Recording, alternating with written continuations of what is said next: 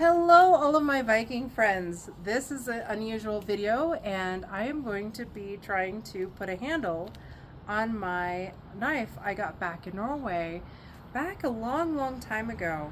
I love the Norwegian craftsmanship. Excuse me? Sorry, do you speak English? No, I don't, sorry. I love the Norwegian craftsmanship. These knives are so sharp and they are so beautiful. And I have been waiting a long time to put on some kind of handle. I was thinking about either a cherry handle or an oak handle, but I decided to put an antler handle on. So, without further ado, I'm going to get started with my trusty and handy dandy accomplice in crime, Hans. Rolling oars in the distance, shadows on the water. War cry erupts, steel clash sounding harder. Viking drums pound, heartbeats quicken in the night. Call of the raven, signal for the fight. Axes swing, warriors marching, no retreat. Thundering steps, war drums sink, heavy beat. Blood on the fjords, glory for the pole. Stories told in firelight, legends growing old. Legends growing old. Ravens call echo, battle cry crescent. Drums of war dictate, no place to pretend. Warriors stand strong, faith in their hands. Till saga ends, we conquer these lands.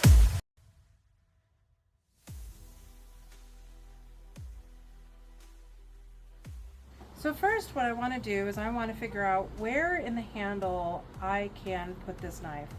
And I was thinking of putting it about right here. So we need to put this in the bandsaw and cut the appropriate section so that we can start modeling this in the knife.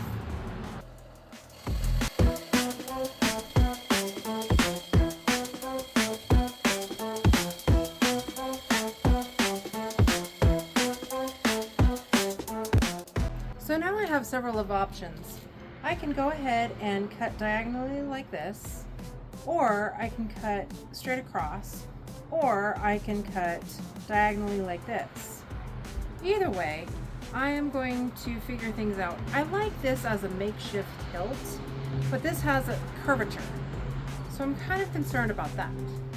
Maybe if I cut this right here, and then I do a diagonal right here, maybe, just maybe, I can get it to work. Let me try it.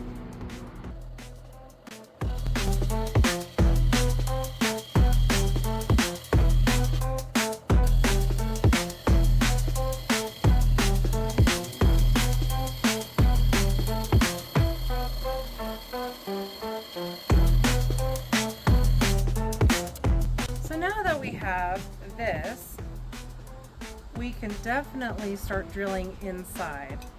And, well, I'm kind of concerned about the curvature, but it looks okay. Yeah, I think this will work. So now what we do is we find a spade bit that is just the same size as the tang. And it's honestly kind of in between 1/2 and 3/8. So I don't know if I should go 3/8 or if I should go 1/2. I might go 3/8 and then drill halfway with 1/2 and see what happens.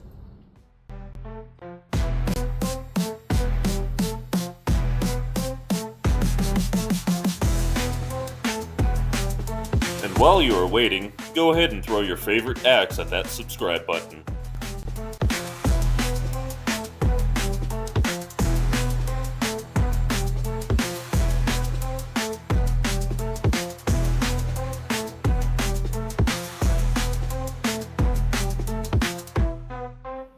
The section between the blade and the tang is called the bolster. I decided to use a little bit of walnut to seat in between the handle and the heel of the blade.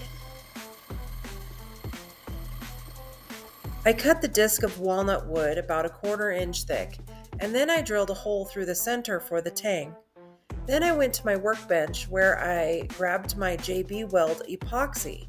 Now this epoxy dries clear, or as they say, cures clear. And so the trick that I have heard, and I'm not sure because I've never made this in my life, so we're trying it, is grab some sawdust off of the saw bench. So I grabbed some sawdust off the bench that perfectly matches the antler horn, or close enough. And I decided to mix that in with the epoxy. Again, I am not sure if this is going to work, but we'll try it. Now I feed the epoxy down the hole in the antler horn, and I go ahead and fit the tang nicely and neatly down inside.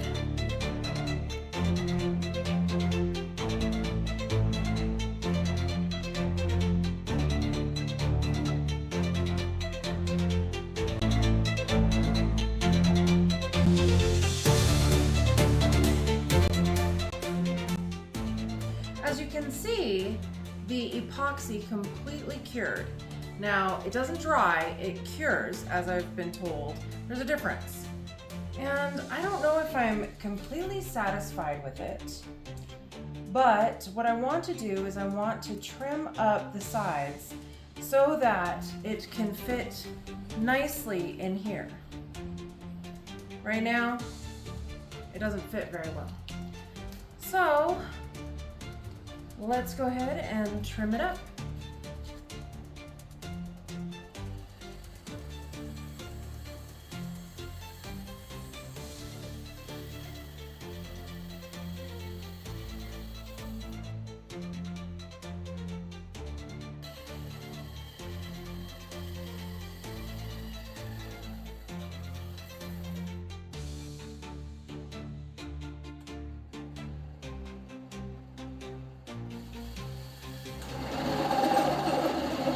Now we can continue to sand this around and match the edges correctly.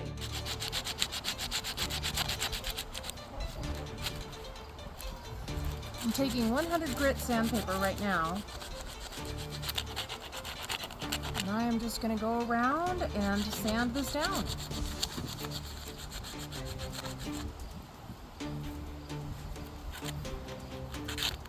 Oh, this is going to be a hard task here. I know. Meanwhile, we built a fire and put some apple wood inside, and now we are going to grill some really delicious steaks.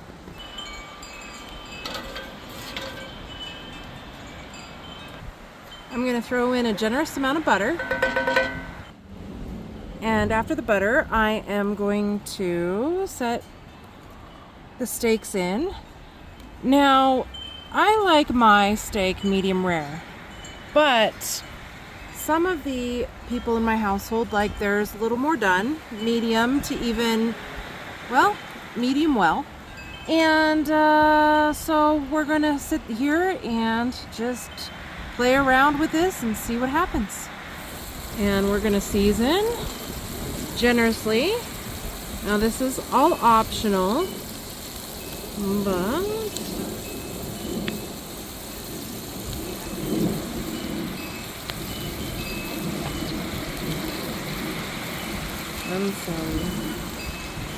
here's the dragon here. There we go. Looks beautiful.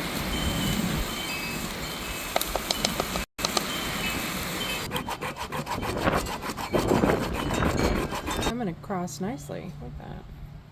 Looks good. Just need to file that down and file some more of this down, and then I'm done. I have used this quite extensively, and I'm going to get another one. But as you can see, this is coming along quite nicely. I just have a couple more sides, a couple more edges, and then I'm going to work on this, and then I'm going to work on this. Now we're going to flip these. Ah, see, look how beautiful this is.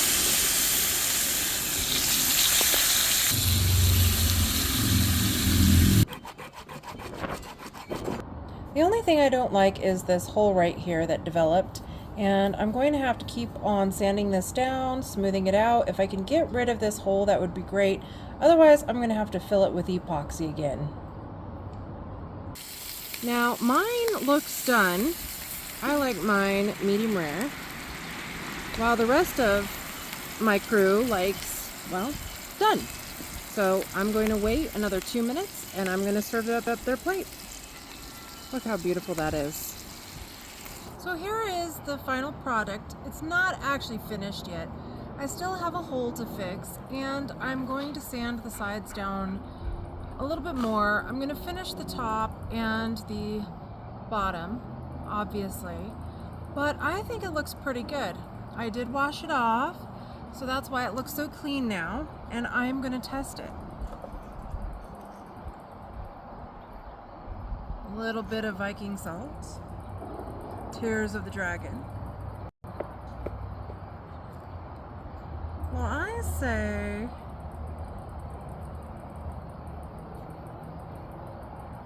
that is a beautiful knife. I love it. Of course, the dogs. Ah, excuse me, Missy. No. No.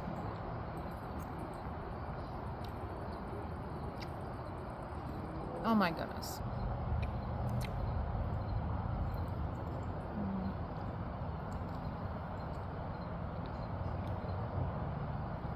The dogs are so spoiled. Okay, loves. Okay. All right. All right, loves. All right. Here you go. And here you go.